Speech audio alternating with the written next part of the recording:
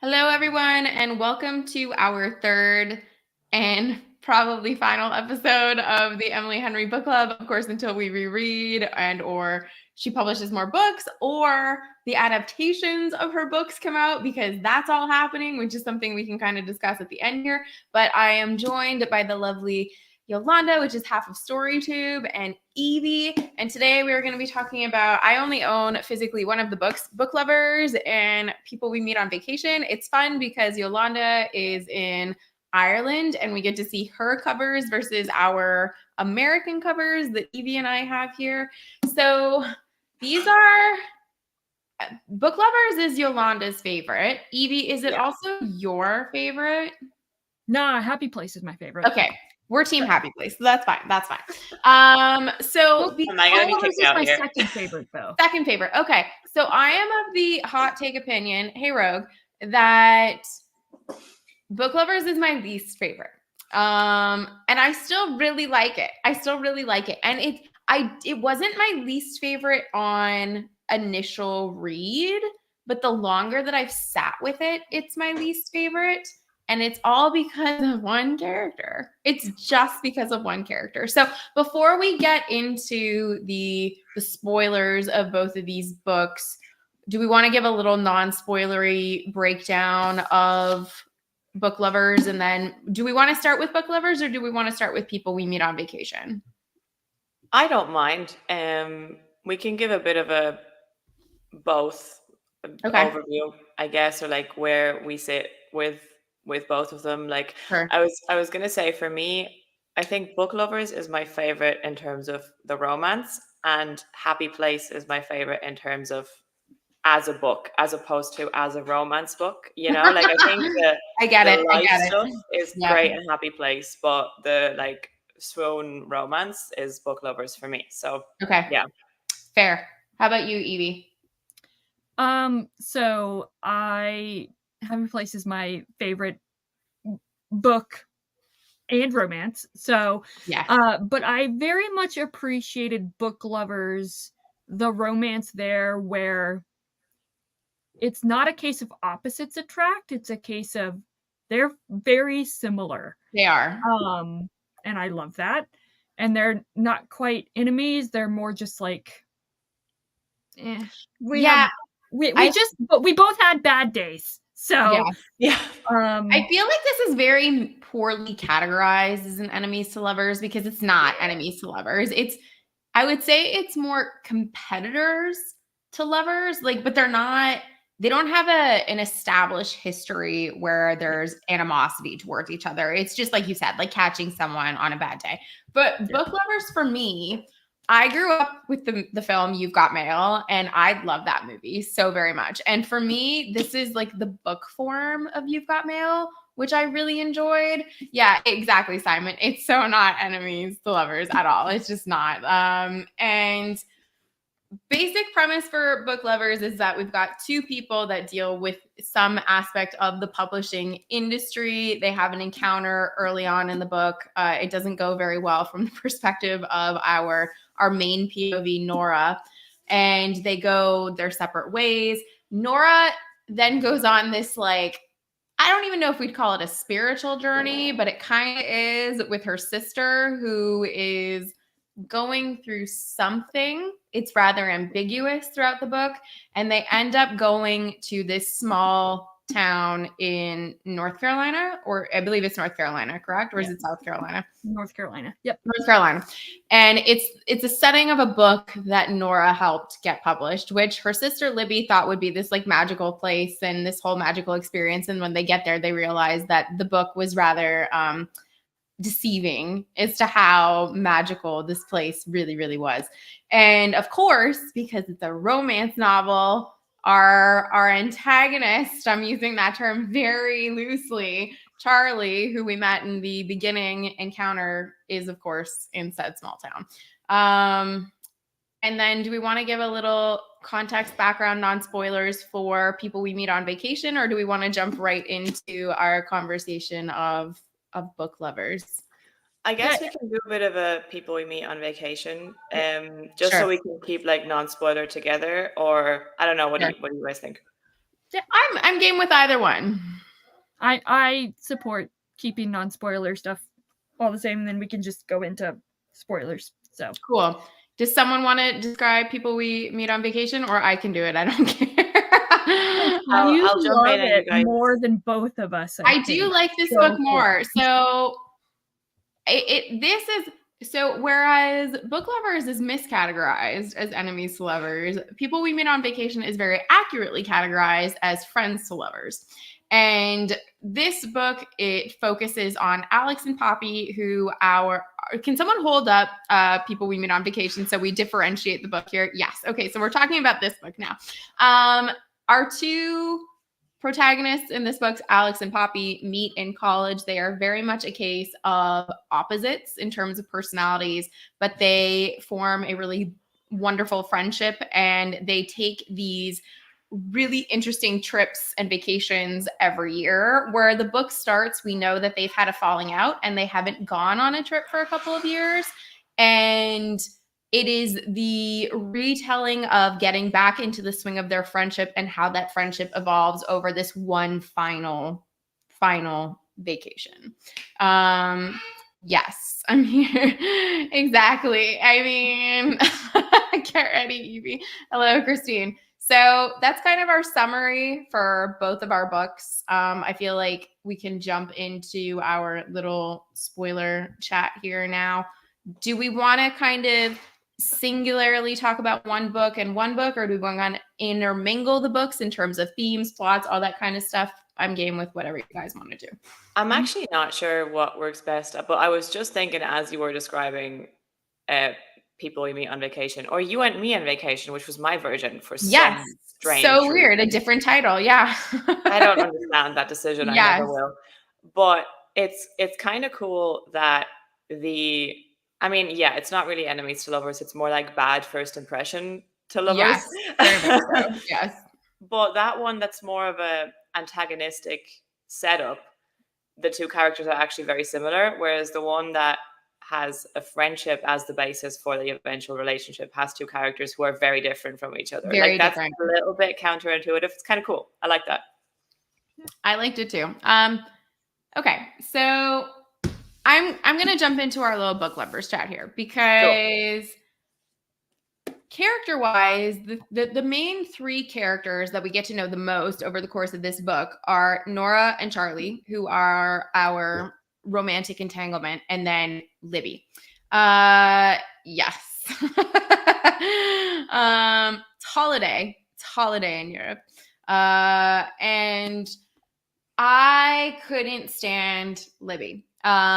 Libby, from like the onset of reading this book, really irritated me. And I couldn't tell, because of all of the books of Emily Henry's that we've read, after I've sat back and I've read them, I've thought, okay, do I feel like I am anything like this main character, right? Like, because I think that we try to see semblances of ourselves in the protagonist that we read.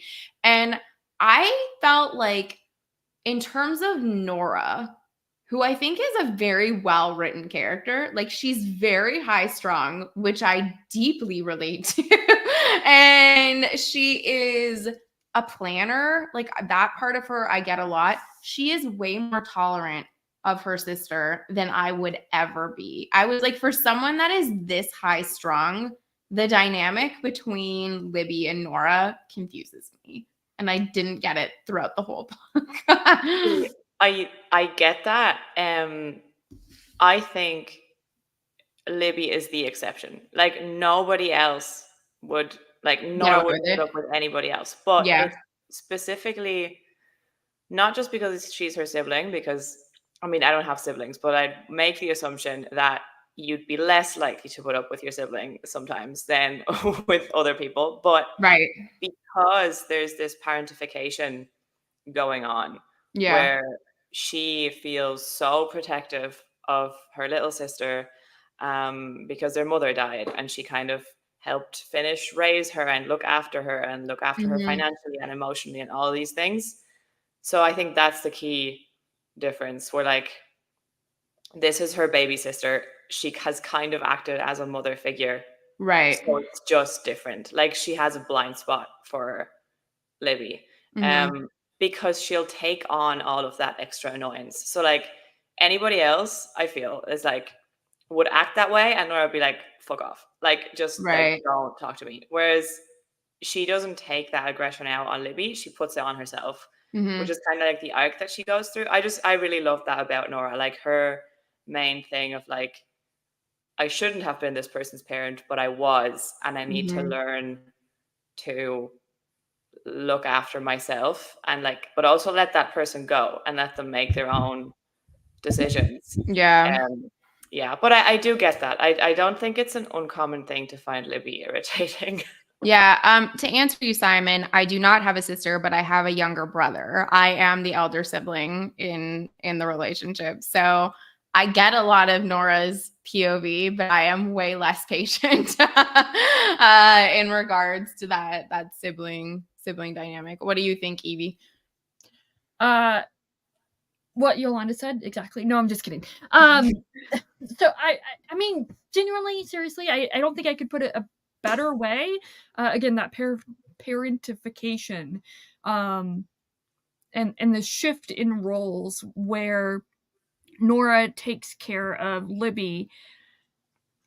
She's almost like overcompensating by just letting her go free, not go wild, but Right. having free reign and having just going along with all these plans because she doesn't want to burden Libby and like make her feel like she's being controlling or whatever Sure. and being more of the parent, like being the parent or whatever. Yeah. Meanwhile, not that Simon asked, but I don't have a sister. I do have an older brother, so I'm the youngest. So I never experienced the dynamic that Nora and Libby have with a sibling, but I was not annoyed with Libby. I was just more like, this comes with the genre. It's a little amplified. I'm not going to Sure. expect everything.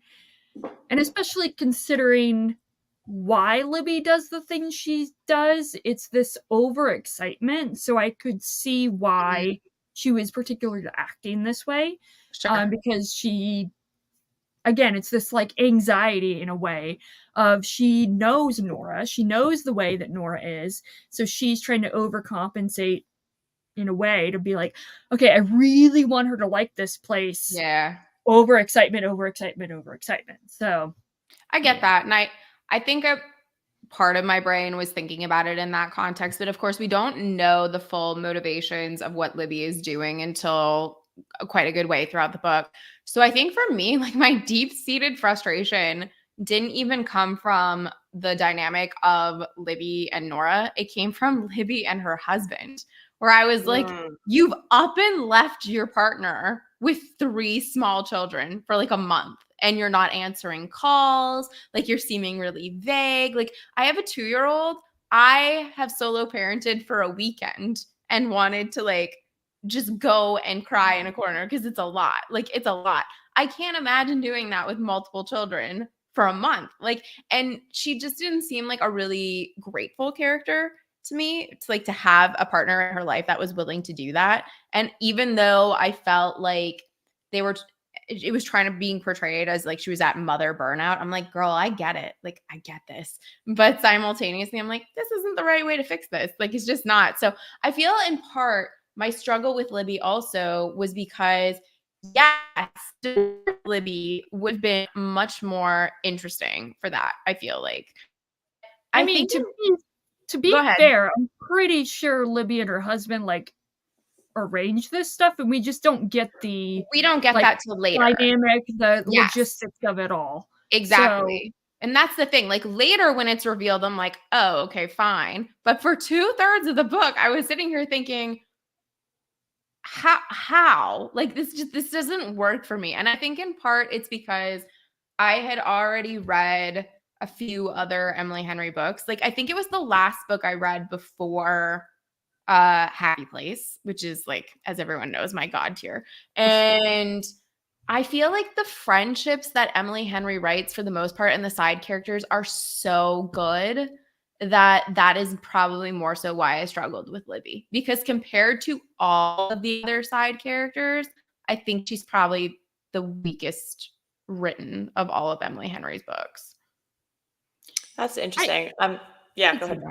that. no, I was just gonna say I can see that. I'm not a writer, so take this with a grain of salt, but I feel like the effort was spent on creating this really great dynamic between Nora and Charlie and Yeah. them as individuals that I imagine, not to say that Libby is a cardboard cutout or undercooked or anything. She's probably like, I Raw. don't want to put as much effort into this character because then that Yeah. would like maybe overcomplicate things, and she kept it more simple with Libby. Yeah, I agree.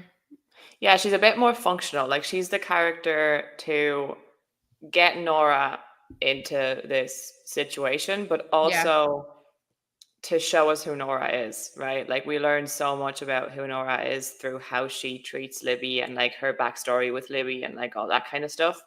Um, I thought that Libby was getting a divorce. I was convinced that that was the thing. Yeah. That's And why I I thought she left. And she had no problems with leaving for a month because they were already divorced. And Yeah. Yeah, I was convinced that was it. And like I don't think I ever got as annoyed as you did, Laura, but I was like at some point I was like, okay, like you need to fix something here. Like this woman needs to have Yeah. some kind of accountability. Yes. And then later we find out what's going on. But yeah, I was convinced they were either getting a divorce or on the brink of divorce or already separated or like something like that. Mm-hmm. Christine has a good point here. I think friendships are very different than sister relationships. There's a lot that is taken for granted in the established patterns of being sisters. And like Henry takes that extra step to flesh out friendships. I agree. I kind of wish, even though there is that general state of often taking things for granted with family, that like we would get a little bit more of that, because I feel like we get a good amount of Nora's trauma in regards to her mom, right? Like that's something that she's constantly reflecting of, well, like mom would do it this way and I have to do it this way. And this is what she established for traditions and celebrations. And like we can't do anything different. And I just feel like it would have been better for me had that relationship been fleshed out, because like Evie said, I really do think that she takes the time very well to flesh out that relationship between Charlie and Nora. But also I feel like a lot of the town characters are more fleshed out. Like Charlie's mom, I have a better connection to than Libby. I'm like, okay, she's our quintessential hippie-esque character, but like she's fun. I get her. I don't agree necessarily with the decisions that she's made, but I see why she's made them, type thing. Whereas with Libby, I really struggled with her pretty much from start to finish. Yeah. But what was I it that know you guys loved about this? before I go into something what I loved about it, but I do know that one of the critiques or frustrations is just the depiction of Libby and, oh, surprise, I'm not vegetarian. I'm Yeah. passing out because I haven't been eating meat for the past month and I'm pregnant. And it's like, I can, like, it didn't bother me because I honestly didn't think that it was too much effort put into Libby. But I could see it being frustrating from people that are vegetarian. Like this is not how this works. No, I'm married to a pescatarian and can confirm that is not typically how that goes down. Not even a little bit. Yeah, I don't think I like know specifics about it to have been really annoyed in the moment. So like it just like breezed past me. It's not what I was focused on in that moment. Sure. But I do get the criticism of like, maybe there's needed to be something extra going on with Right. Libby there to like justify what's happening and not just like, oh, I wasn't eating meat. Yeah. Sure. So, because you guys like this book more than me, what exactly is it that you love about this book? Because, like, I can tell you for days what I love about Happy Place. I feel like, I just love Charlie so much. I also love Nora, and I think the thing is, like, I love Nora as a person, and I love Charlie as a person, and I love them together, and I love their relationship. Like, I am going to be reading this book so many times whenever I want to just like get a boost of happiness. yeah, I thought I just thought the way their relationship played out was so believable, and just gives you all the nice feelings that you want from a romance. yeah. Little things that I appreciated. Nora is tall and Charlie is not. Um, like, oh my Isn't God. he as tall as her? I thought that they were both like Yeah, I think they're like the fairly same tall. height. Just Yeah, like yeah. the scene where, I mean, I was really enjoying the book, but the scene where I was like, I love this character, is after she has this like terrible blind date that she's been set up with by Libby, and the guy is like an asshole about her like being tall, and she ends up just ditching him and going to get dinner with Charlie, and she's telling him Yeah. about it and how like this always happens, and he's like, "You're not that tall," and she's like, I'm as tall as you," and he's like, "I'm not that tall either." Yeah. Yeah. I just like, that's a very minor thing, but it's just like, the women main characters are often short, and when they get to be tall, the love interest also has to be tall or taller overall. So to like have a male love interest that is the same height as her, and like, it's not a fucking issue because in the real world it's not an issue and who cares, was great. Simon. Yeah, I mean, I totally get that. I'm a very short person. Like I'm 5'1". I am quite little. So for me, I love whenever like I read of a heroine that's really small. I'm like, yeah, like our people exist. We can do cool things. And I also enjoy that when like we get a really tall heroine too, because I feel like it gives us that spectrum because like one of my best friends, she's 5'11", she's tall. And she would always say to me, she's like, I'm not the person that gets hit on at the bar. She's like, Yeah. most men are shorter than I am and or my height. Like I'm not that person that they're going to seek out. So I completely agree. I really liked that conversation between the two of them. It was like, yeah, you're fine. You're average. Like, And what who are you cares? complaining about? Yeah. Yeah. I love him. I love him so much. I loved his backstory. I loved their banter. Just like, I felt like the tension, um, and Really like good. like the tension was great between them, and then the conflict in terms of how are they going to end up together was believable, and I Mhm. never felt like it came from them not communicating properly. Yes. Um, The fun just like, miscommunication trope, yes. yeah, just such a breath of fresh air whenever an author doesn't use a miscommunication trope. But like, Yes. I appreciate that not just is there no miscommunication, there is like proactive communication. Like, True.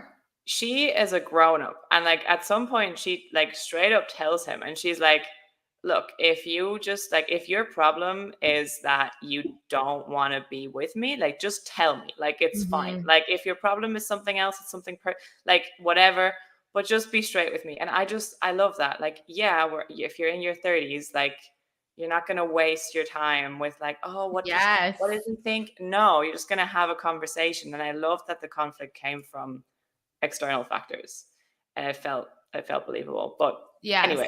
Speaking of that though, I love the fact that Nora is in her 30s. Like, give me a protagonist that is in her 30s every day of the week. I'm here for it. I'm so here for it because I was just talking to Yolanda about this not that long ago. Like, I'm so over people being 16, 17, 18 as our heroine, our lead, and everything else, especially in a romance. Like, I don't want a romance where you're 22. I want a romance when you're 32. And Yeah. you have expectations of what it is that you want, what your goals are. You know yourself by this point. And that is something that I really do like about the Nora character, that she's uncompromising on certain things. She's like, I will live in New York. Like, I'm not going to move. I love that about Nora. Whereas I feel like in a lot of romances, it would be like, I could move, And she's straight up like, nope. This is But where it I comes live. from a And on the place flip side, Charlie is the one who gives up everything. You would expect the man to be like, I'm not gonna do anything. I'm just gonna carry on. He gives up everything. And so to really quickly, yes, I love them as individuals and I love them as a couple. They're completely engaging, compelling, believable as individuals and as a couple. Yeah. I love the communication, all that. The two things that I really love is just the layers of the book discussion. Like, this is the bookiest of the book stuff that she talks Yeah. about in her novels. Yeah. And I love that. And then the biggest thing that I love is this is the book where I'm like, I know that this is a romance. I know that it will have a happily ever after, but I genuinely did not know, and I think I was messaging you guys this, I did not know how it was going to end up. And I'm like, Yeah. what's going to happen? Because Charlie gave up his job for Nora, recommended his position for her, or recommended her for his position. And I'm like, how is he gonna get back to? Is he gonna get back to New York? What's gonna happen? And I loved it. Yeah. I loved it. I forgot too about Charlie's ex being a plot point, who I actually liked as a character. I thought she was a good character. So again, another character I liked more than Libby. Like, really, everybody. But I agree. I liked the bookish aspect to it, especially because I write, and I was like, oh yeah, this is all of the background context of when you're writing, you need all these other people to kind of help you, and these are their roles, their jobs. And yeah, I mean, Anita, it says spoilers on the screen, so you can't complain, Anita. But I enjoyed the dynamic between the two of them. I think for me, this probably would be tied for second if Libby was better.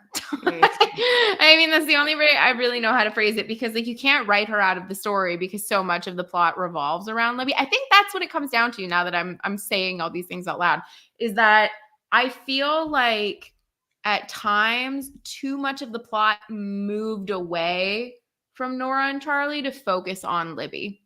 And that for me is where the problem is. Because like with Happy Place, I feel like the friendship is entangled in the problem that Harriet and Wynne are having. And that to me is more, I connect more to that than this, where it felt like the focus kept shifting between sister Charlie, Nora. And maybe that's why. That's fair. Argument. It's the separation of work and personal life. It is. So. It is. Yeah. I wanted to say as well, because you brought up Happy Place, because earlier we were talking about like Nora and like her knowing exactly what she wants or like what she doesn't want. And the opposite of Harriet. The opposite, but like her being very upfront with like, no, I will not be happy if I'm not living in New York. Like, that is where my life is. But it doesn't feel like an artificially thrown in obstacle. Yes. Because by the time she's like, no, I can't move here. Like, I like, it will not work out. You're like, yeah, it won't work out because you won't be happy in this place, even if you want to be with this person. Agreed. Whereas with Harriet, she, it's without spoiling Happy Place, she's a very different kind of character who makes different kinds of decisions. But again, for like all of us, it's coming from a place of an established character. So you're like, yeah, it doesn't feel like a way to throw in a conflict or tie this together. It makes sense for this character. So like, for sure, she's just a great character writer. She is. She's such a good character writer. But speaking of for Libby, apparently. So well, see, just gonna add that in there for you. We're gonna jump into people we meet on vacation or Yolanda's weird title of You and Me people- on Vacation. You and Me on Vacation. I don't quite get it, but You and Me on Holiday. There we go. You and Me on Holiday. Okay, so Alex and Poppy, different vibe from our Different Charlie vibe, different and vibe. Nora. Different vibe from all of the books. I feel like out of all of the stories, this is probably the most different dynamic.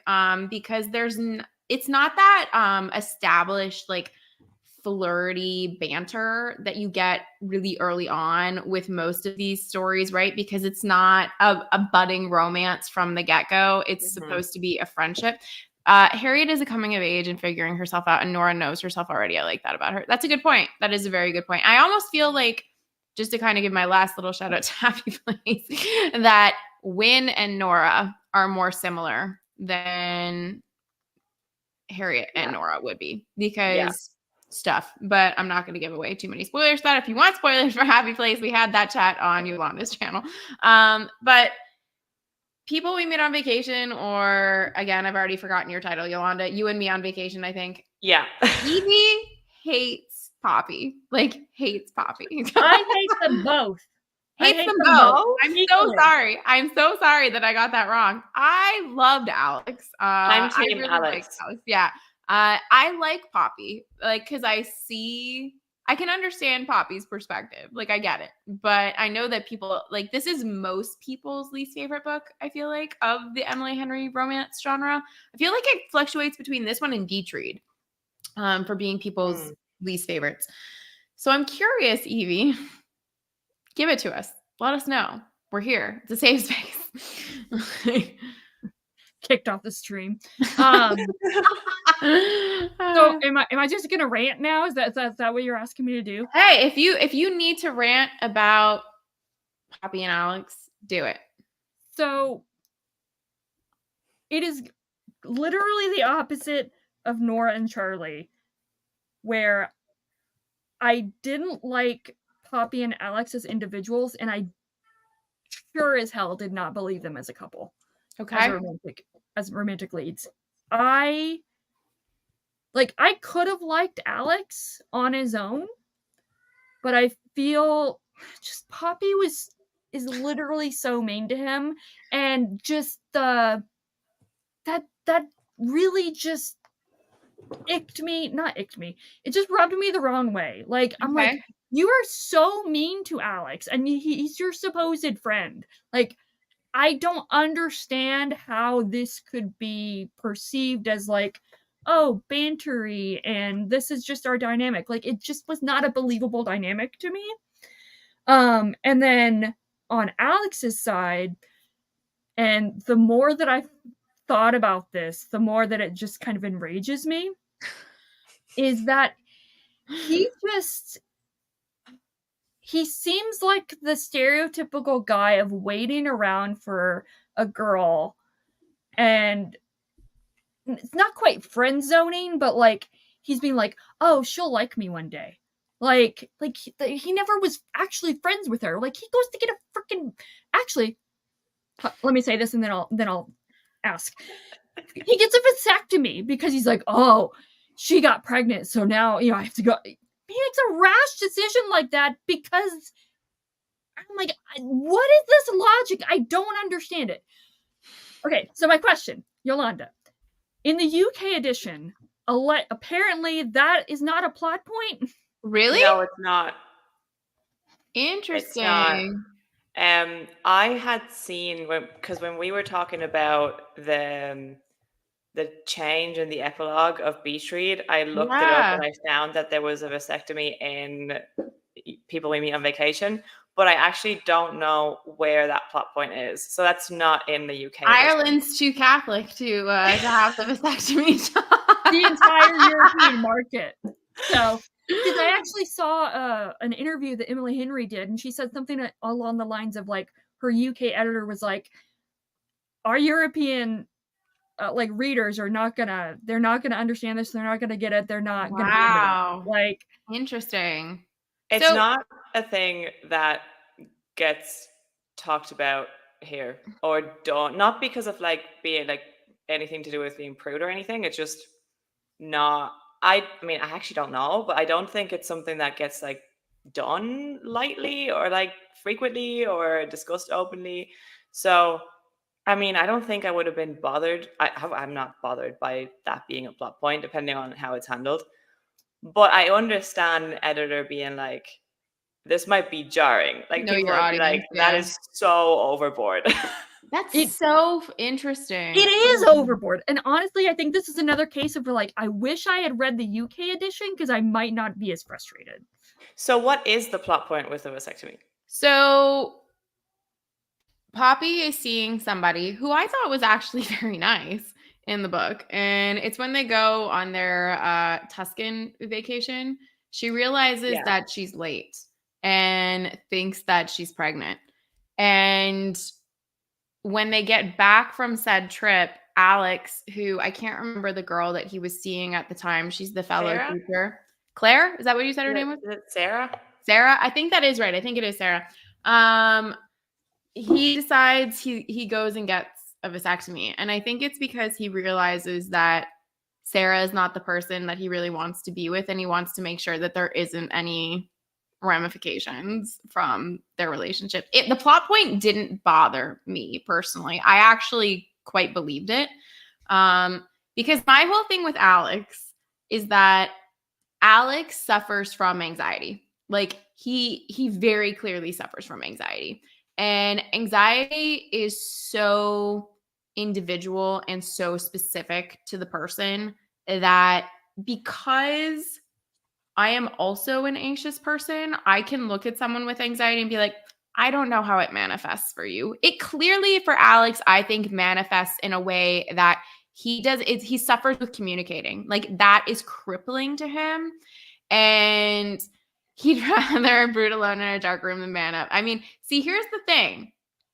That's anxiety. Like that is straight up anxiety. That's how I read Alex anyway.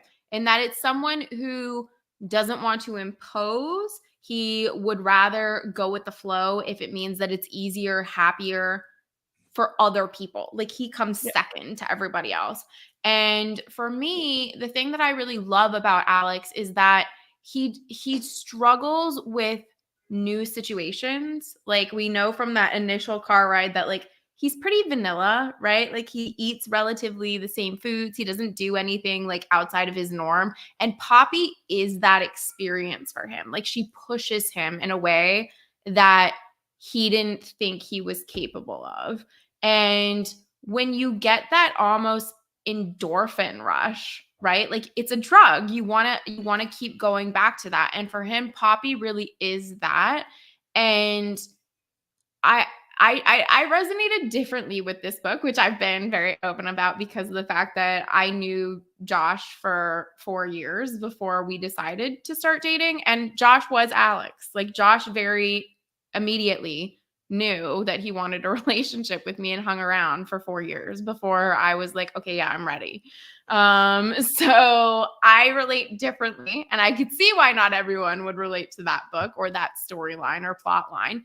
But because I think for me it was a lived experience, I'm like, I allow for some of these maybe stranger aspects of the plot than the average reader might. That's so fair. I think for me, so I love Alex. I do the too. way I read Alex, he is autistic. Yep, like, that's fair. Totally fair. like very specific ways of doing things.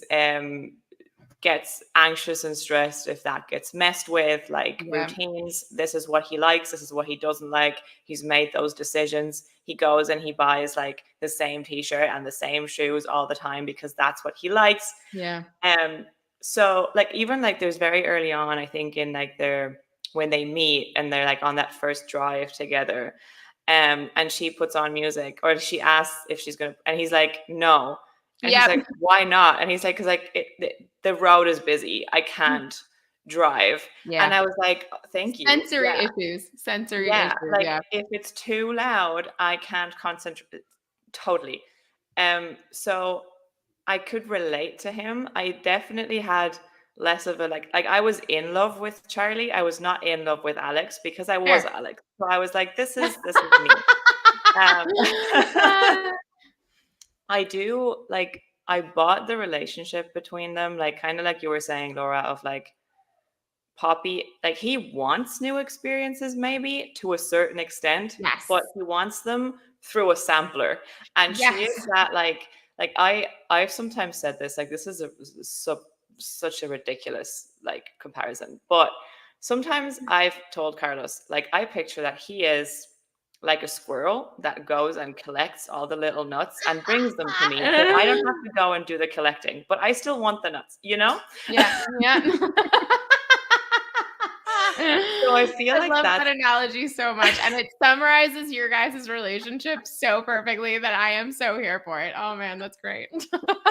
I feel like that's Poppy. Like she's the energy and she's pushing him to do things. Yeah. But she's also not like too pushy. So I bought that. Now that being said, I did find her annoying. Fair too. Like She's a lot. she was a lot. And sometimes she was just too clueless. Like I'm like, okay, here's the thing for me with friends to lovers. Friends to lovers can be great. But I like they're friends for what, like 12 years, but like really, really close. Like Yeah. trips, the two of them alone. Um, he comes like he drops everything whenever there's something wrong with her. Yeah. And I'm like, girl, how do you not know that this man is in love with you? Like, so that I couldn't quite get over. Like, I didn't quite buy it. Like, not to a like horrendous extent, but there was I feel like they were a little bit too close for a little bit too long for me to buy that they were still only friends, or that Poppy Sure. wouldn't like cop on. Um so yeah, that was like my gripe. So I feel like in regards to that, and you guys can tell me whether or not you agree or disagree. I think from Poppy's POV, it's because Poppy is the one between the two of them who realizes how different they are. Right. I think like Yeah. Alex tries to compensate a lot of the time where he's like, yeah, I'll do this thing, even if it's not necessarily what I want to do. Like, I'll do it. And in her mind, she's like, well, Alex realizes how different we are. So we would never work in that way. Like we can love each other, but it won't ever be anything more than that. Like for me, the perfect example of that was the trip that they take out to Vancouver Island, where she ends up in that tent with that guy, and Alex ends up with a girl, and she's like, great, like we're each getting something like that we want here, like this works, this is good for both of us, right? And he's like, no, this is not good for both of us. And Poppy, I feel like because Alex is agreeable so often, that becomes a miscommunication in that she's thinking he's fine, and in reality he's not. And I agree in that like he doesn't communicate properly, but I feel like a lot of people don't do this. And like this is something that I wish we had more of in books, was like straight up platonic friendships between men and women, because it's something that I think is so seldom, and it would be really nice. So Same. Yeah. Yeah. Evie, go ahead. No, I was just gonna go on another rant. So go ahead. It's fine. I was just going to agree and say, yeah, because like I'm sick of the best friend trope that, oh, the best friend is in love with her and then she is in love with somebody else and he has to get over it, like that kind of thing. Or like, stop it. Like she can just have a best friend, and then either that's why I wrote it, Yolanda. That's why I wrote it. Evie, when you read it, you'll see that's literally a thing in my book, because I was so tired of there not being platonic friendships. We need more. Anyway, go on your rant, Evie. I want to hear the rant. Yes, rant away. So, to spur or launch off, I don't know, whatever. Simon, because he never communicates. So, one, actions speak louder than words. So she should have noticed that, like, hey, he's dropping everything. So here's this is like the entire, like, Poppy's so self-centered. Like, she does like the whole catalyst of the final vacation is like, oh, I don't want things to change. I want this stuff to happen. she never noticed, like, Alex is the one that does everything, gets out of his comfort zone, does this stuff with Poppy, but she never does anything for him. Like, ever. Maybe I just, put my blinders on and refuse to see that if it was on the page, but I don't remember any instance where she does something for him. I think that's fair. I think also too, though, their needs are different. And that's something that I think can get misconstrued in that what Alex needs from Poppy is not what Poppy needs from Alex. So like when Poppy is really sick and Alex shows up, like she didn't ask him to do that. Like Alex does that because that's his love language, right? Like he shows up. That's how he shows love. Poppy's way of showing love is experience. Like she wants to take him to all these amazing places that he's never been before. Like that's why with this final vacation or whatever, she doesn't tell him that she's fronting the bill. Like he thinks it's a work thing because she doesn't want to impose on him. Like the way that they express love is very different. And this is something that I get deeply because I am also a gift giver. Christina's siding with you though, which is totally fine. But like I'm a gift giver. Like that is my love language to people. I'm like, you didn't think you wanted this, but I saw this and thought of you, so now it's yours. Like that's how I show my love. I'm the same way. Right. And y'all have both been recipients of your very generous gift giving. And my husband is not like that at all. He's like, okay, I didn't need this, but like you could have vacuumed, like it's just like a completely different mindset of what people need and what they express. So I feel like it is a combination of having two people that distinctly express gratitude and love very differently and also simultaneously suffer from communicating. Like it's a bad combination on both of those things.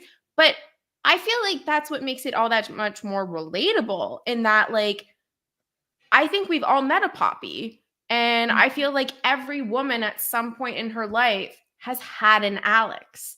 Like there's always been in most of my female friendships, like they have that one guy friend that they're like, yeah, I know that they would like something, but on my end, it like, I just don't see that working out. Like, I feel like that's a really common thing.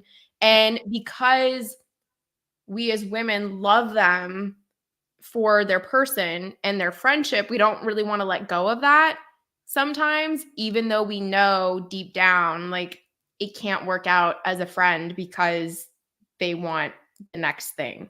So I get it. It's just, it's layered. It's layered. It is. And like, I don't think it's a worse book as much as it didn't hook me as much. It's interesting to think about and even to discuss because like with all the books we've talked about like how much we do or don't relate to the main character or characters, and you mentioned that earlier, and like it got me thinking, like I don't think there's one specific Emily Henry main character that I'm like, yeah, that's the one that I'm the most like. Yep. Because they're all layered. So like there's elements of her, there's element of her. I think there's the least of me and Poppy. Fair. I'm the same. I think that too, probably. I feel like a character, like a person like Poppy could very easily irritate me in real life. Yeah. So I got irritated at her on the page. I didn't hate her by any means. Yeah. But it was just she was a bit much. Exhausting. Yeah. Exhausting to read. And to your point, Yolanda, like when I am faced with someone, friend or coworker, in this case, coworker, who is very outgoing, very extroverted, has a lot of energy, it is so physically and mentally exhausting. Yes, it's agreed. They're an energy vampire. They are an energy vampire. Like Poppy is definitely category energy vampire. Also emotional vampire. Like she's both for sure. But I think that's why this is a contentious book, but also because, and I think it's what makes it an interesting book, in that I think in every single one of Emily Henry's romance novels, I can't speak to her YA novels, but there is truth in all of the main characters. Like, these are real people, and they are very clear examples of different types of people. Like, just thinking back on, of our 5 female protagonists in these stories, like, who do I feel I'm the most like? And it's probably a combination between January and Daphne. And I'm like, there's still aspects though of these other characters. And like, I know poppies. Like, I have had poppies in my life. And like Evie, when you leave, it's like, like, you let out that exhale and you're just like, I need a nap or a very stiff drink or both. Like, it could be a lot. But I think that's part of what makes her such a compelling writer, is that not every protagonist is going to be one that you immediately latch onto and you're like, oh yeah, that's 100% me. I think it makes it more interesting when you have a complicated character like a Poppy and you're like, are there aspects that I can still relate to you with, even though we are so vastly different? Yeah. So I really do appreciate that about Emily Henry as a whole. For sure. And it's also like I mean, it's a brave thing to do, to not have a self-insert kind of main character. Sure. Where I like her books for different reasons. Like, obviously I'm reading it because, I want a good romance book, sure. But like, I love Book Lovers because I love Charlie. So like, I'm reading Book Lovers and I'm in love with the love interest, which is great. I'm not in love with Win when I'm reading Happy Place, but I really want their relationship to work. And I'm interested in like them as people and like the whole exploration of that. So like, I care deeply about that working out in a slightly different way than I care about Nora and Charlie making it work. So it's just fun. And like, I had a point about something else. I can't remember what it was, and like enjoying it for a different reason. And now I forgot. But it'll come back. You might relate to the dynamic, you might relate to the character, you might relate to the love interest, to the general theme. Doesn't matter. There's always something. Yeah, Christine, I can see this. I mean, I definitely feel like this is the case, but I also feel like that is accurate to a lot of friends to lovers, like in real life. It's not a quick thing because of the fact that you have an established relationship, and deciding to take the risk of jeopardizing your friendship to pursue a romantic relationship is a very difficult thing, depending on what your existing relationship is with that person.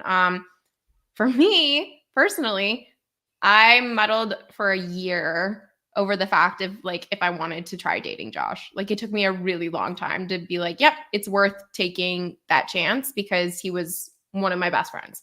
So I get it. Like, it's hard, but also very frustrating to read about. I get both sides.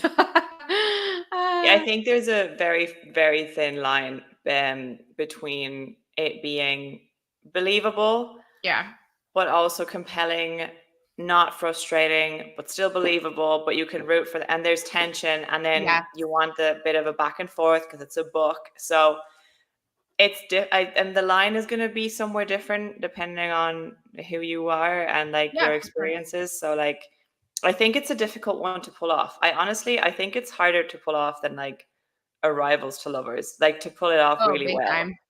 Big time. I think it's because Enemies to Lovers, you're going in off the bat with tension. Yeah. Right. Whereas with a Friends to Lovers, it's like, when does this shift happen? So it's more, I feel, a slow burn in the sense of like, who's going to feel it first? What's the catalyst going to be? Where it's like Enemies to Lovers, it's like, we've got 2 hot people here that definitely like each other, but they also hate each other. Tension established from page 1. Like, it's a very different vibe, right? So yeah, I mean, I would love to see her write a genuine Enemies to Lovers. I think that would be really interesting, not our like non-Enemies to Lovers here. It would be interesting because like, I think January and Gus are closer. They are close. That's so true. That probably is more the enemies to lovers book than book lovers for sure. Probably more so because, like, Yeah. book lovers is a bad first impression, and then they like think they don't like the other person or don't care for them, and then they actually get to know each other. Whereas like Gus and Yeah. January have more of an established like history. Yeah. But again, it's not like that established history is a little bit based on around the fact that January has the wrong impression. I might reread Beach Read. I kind of want to reread Book Lovers after talking about it. I want to reread all of them. Oh my god. I was actually thinking about it because I've been in such a reading slump lately that I'm like, I'm in the middle of rereading ACOTAR again. And I was like, is that you know the what? third time this year? Third or fourth. I can't even remember at this point. I think I've actually read ACOMAF 5 times this year now. Like, it's a lot. And I was thinking the other day, I was like, I might reread Emily Henry. And like, as much as I want to reread Happy Place for what would be the third time, I don't know if I'm emotionally ready to reread Happy Place. But I feel like I could do the others and I would be fine. So we'll see. Yeah, because it's probably going to be another year until her next one comes out because we all read Funny Story straight away. I'm eagerly awaiting her premise for the next one. I'm curious. Me too. One awkward interaction to lovers needs to be acknowledged as its own. Absolutely. Okay, so do we have any final thoughts on our book lovers and people we meet on vacation and people on vacation? Is that what it is? I can't get it. It's you and me on vacation. I suspect that it was a decision of like, well, it's not like they're meeting people on vacation. It's more like they meet and then they go on vacation. Yeah. But which I get, but like not enough to change the title. Yeah. I don't know if we touched on this in any of the earlier episodes, but do you have an established ranking of the 5 books? I do. Evie and I are solidly team Happy Place is number 1. Evie, what's your ranking? So Happy Place, Book Lovers, Funny Story. Oh my god. Beach Read, and then people we meet on vacation. So, how about you, Yolanda? I think I'm the same, but flipping Happy Place and Book Lovers. So Book Lovers, Happy Place, Funny Story, Beach Read, Vacation. All right. I'm the odd man out here. Happy Place, without question. Oh my god, that book all day, every day. Funny Story would be second for me. Then it would be Beach Read because I love Gus very, very much. I do love Gus. Read. Then I think it's probably a tie, honestly, between Book Lovers and People We Meet on Vacation because I like both of them quite a bit and I dislike a few things about them, but I feel like they kind of equalize each other. So, and they cancel out the things. So they're solidly in fourth and fifth place, the two of them. But yeah, those would be my top 3. I love those very, very much. I will say that Happy Place, Book Lovers, and Funny Story for me are like, there's a clear gap between those 3 and the bottom 2. Mm-hmm. So, yeah. That's fair. For me, the top 3 are extremely close. Beach Read is still very close, but I don't have any criticisms of my top 3. Whereas Beach Read, I feel like gets a tiny bit overdone with the movie moments. Oh, I love it. Like it does. It does. A little bit. Yeah. I feel like it's probably the most far-fetched in that of all of her books. It was her first, so like I forgive it. Is it her first one? Okay, yeah, I wasn't sure, but I really love the dynamic between Gus and January in that one, and I feel like the thing that stands out for me in that is that Gus's backstory is so well fleshed out, and it set the standard for me of like having a fleshed out protagonist and the love interest having reasons for why they act the way that they act and why they do things and so on and so forth. And I thought Gus's backstory was really, really well done. But I also love Charlie and I love Alex. So, I love them all. Emily Henry, she's a hell of a writer. I love her so much. Yeah. Yeah, my final thoughts is thank you for letting me bully my way into this. Anytime. So- We are happy to spread the love of Emily Henry. All of this started really because Yolanda made her video about contemporary romance, and I was like, well, if Yolanda doesn't hate it, maybe I won't hate it. And lo and behold, it's now part of my personality. I love this arc that we've all gone to. It's been a journey. It's been a real journey. But I mean, the real question is for me is can I like any contemporary romance outside of Emily Henry? I think Right. you'll like Abby Jimenez, both of you. The one thing about her is that This I is would what I'm not gonna tear her. recommend starting with her first trilogy. I would start with the Part of Your World trilogy. And the main difference between her and Emily Henry is that it's dual POV and that the male love interest also gets a voice in the book. I would say that I don't like them as much as Emily Henry, but I still think that they are very well done. And she tackles themes that are a bit darker than Emily Henry, like a lot of abuse, abandonment, and anxiety. Like in the book that is called Part of Your World, the male character in that has crippling anxiety. And I actually really appreciated the way that she handled it because I don't think I've ever read of an experience with anxiety like that before. So worth trying, but I don't think anyone will ever top the GOAT. So, yes. All right. Tell people where they can find you guys. StoryTube, spelled with a TOOB. I don't know if it's up on the screen or not. But yeah, Hold on. is it gone? I'm trying to hide it. There we Oh, go. there you Yes. go. Yeah, so Perfect. StoryTube is the channel.